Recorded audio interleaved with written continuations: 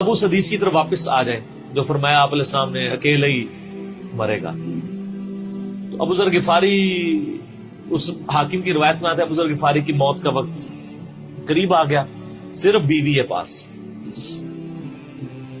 بیوی نے رونا شروع کر دیا کہ حضرت آپ فوت ہو گئے, آپ کو کفن کون دے گا, آپ کو غسل کون دے گا, آپ کو دفنائے گا کون, میں عورت ذات کیا کر سکتی.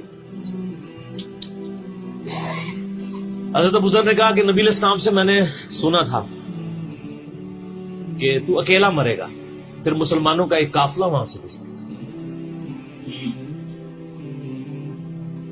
جو تجھے کفن دے کے دفنائے گا اور جنازہ بھی پڑھے. تو نے فکر نہیں کرنی, جب میں مر جاؤں تو میری لاش کو چوراہے پہ رکھ دینا گزرگاہ میں, جو یعنی مدینہ کی طرف راستہ آتا تھا گاؤں ایریا سے. اللہ میرا بندوبست کر دے. وہی ہوا کہ ان کے مرنے کے بعد مسلمانوں کا ایک قافلہ دور سے آ رہا تھا.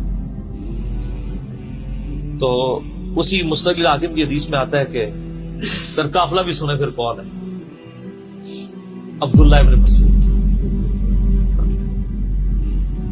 ابو ذر غفاری بھی زہد کے امام, ابن مسعود بھی زہد کے امام, ابو درداء بھی زہد کے امام.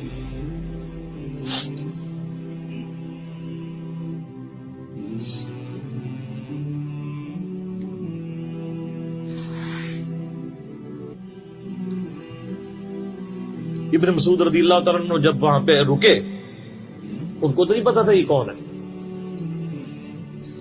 تو انہوں نے کہا بی بی کیا وہ, ان کا میرا خامند مر گیا ہے, ان کا یہ کون ہے. تو انہوں نے کہا ابو ذر غفار. عبداللہ ابن مسعود کی چیخ نکل گئی, چیخ ماری انہوں نے. ان کا واہ, اللہ کے نبی نے فرمایا تھا کہ ابو ذر اکیلا آ رہا ہے تبوک کے موقع پہ, دنیا سے بھی اکیلا جائے گا, اور قیامت الدن بھی اکیلا اٹھائے گا. یعنی اب اسی سرزمین سے ہی اس نے اٹھنا ہے نا, ہر بندے نے اپنی قبر سے اٹھنا ہے.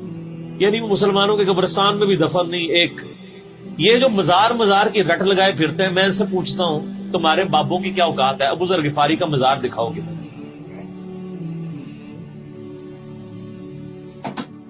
جو اس روئے ارض پہ نیلی چھتری کے نیچے سچا ترین انسان جس کو اللہ کے نبی کہہ رہے ہیں, اس کا کوئی مزار نہیں ہے.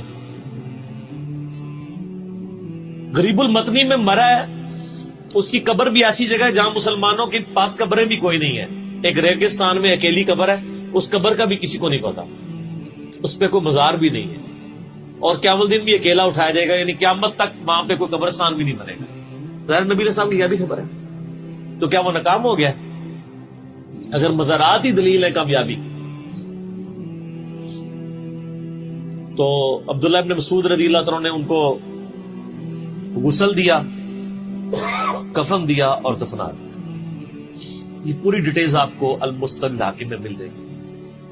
تو ابو ذر غفاری ان چند شخصیات میں سے ہیں جن میں پوری امت کا اتفاق ہے ان کی نیکوکاری کے اوپر.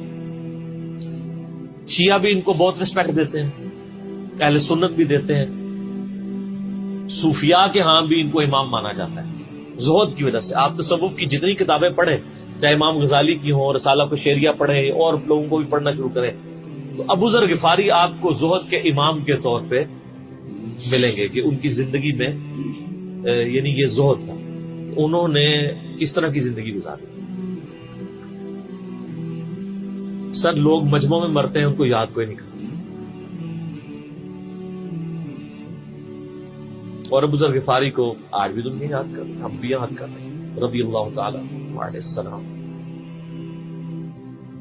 اللہ تعالیٰ قیامت والے دن میں ایسے نیکوکار لوگوں کا